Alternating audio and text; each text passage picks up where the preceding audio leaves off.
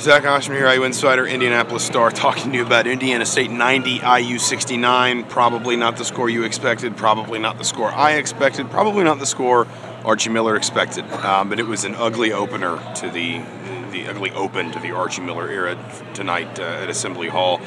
Indiana State came out hot, knocking down shots. Indiana was kind of all over the place defensively, especially in the first half. They let Indiana State find a groove. Sycamores hit 6 of their first 7 threes. At one point, they were 17 of 22 from behind the three-point line.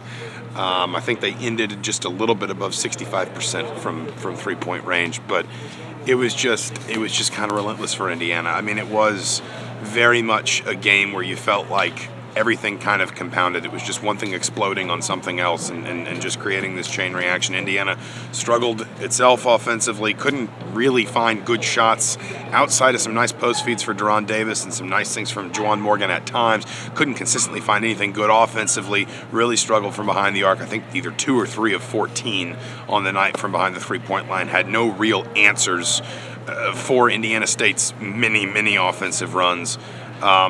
But you kind of expected that with this team. I mean, this was a team that lost a lot from last season, and if you look at the breadth of what it's lost in the last 2 years, offensively, there's a lot that it's got to replace, and there's probably not enough on this roster to replace all of that. It's the defense that you're probably concerned about if you're Indiana, averaging nearly 1.3 points per possession allowed. You know, Archie Miller, obviously his pedigree is defense. He's talked so much this offseason about how much more he's been focusing on defense, and to come out with a performance like this, he admitted after the game, he said it was on him and his staff first and foremost, but that he feels like he's got a soft team. That was his word. Not physically maybe, but mentally, that he feels like he's got a team that doesn't know how to handle it when a little bit of adversity hits, when an opponent really starts to really kind of build a head of steam, that there aren't guys that just put their foot in the ground and say, we're not allowing this to happen, come together, we're going to get the stops, we're not going to allow this to happen. And it's clear that he felt that some of these issues even existed in the Marion and in the Indianapolis game. So Hoosiers get a quick turnaround. They'll play here again Sunday night against Howard. You know, on paper anyway, an easier game, but I also don't think anybody would have expected IU to lose this one by 21. So one more time, season opener.